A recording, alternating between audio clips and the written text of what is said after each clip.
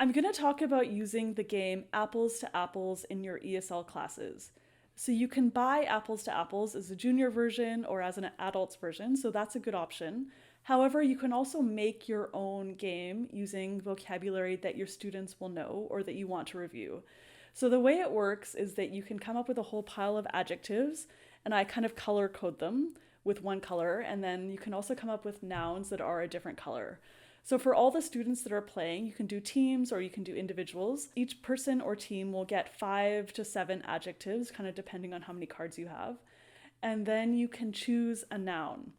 And so whatever noun you choose, the team or the individual has to match an adjective to it.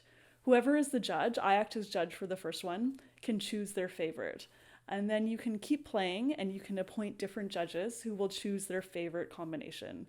Whoever has the favorite combination gets 1 point, and you can play until someone gets a certain number of points. Okay, so that's it for Apples to Apples.